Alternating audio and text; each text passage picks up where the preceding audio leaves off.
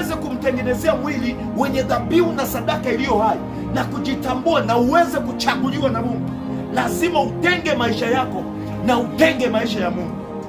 Mungu anataka kuhudumia kimwili na Mungu anataka kuhudumia kiroho kwa jina la Yesu. Amina. Haleluya. Hakuna dhambi yoyote inayokuja kwa mtu pasipo kutengenezwa. Dhambi yoyote inayokuja kwa mtu ni dhambi iliyoigwa kutoka zamani. Huenda baba yako alikuwa anatenda dhambi alafu anaomba toba. Umeelewa vizuri? Ndio maana hata Daudi alikuwa anaoa wake wa wanajeshi wake, lakini vile alivyokuwa anaoa wake wa wanajeshi wake alikuwa anarudi kwa Mungu, anaomba toba na Mungu anamsamehe. Wakati mwingine Mungu anakaa kimya.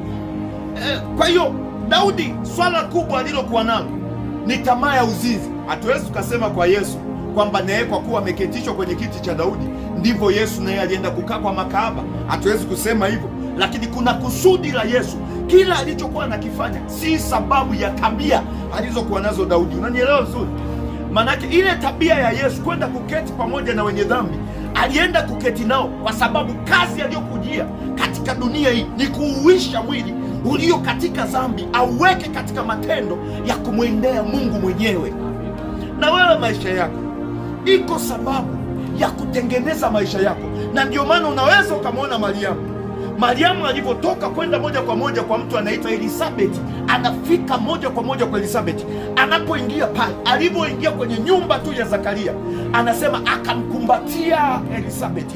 Alivyomkumbatia Elisabeti, ghafla kitoto kilichokuwa ndani ya tumbo la Elisabeti chenye miezi 6 kikacheza.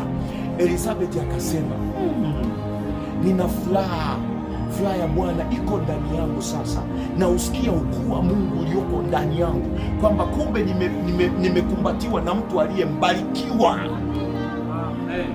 We maisha yako unakumbatiwaga na nani?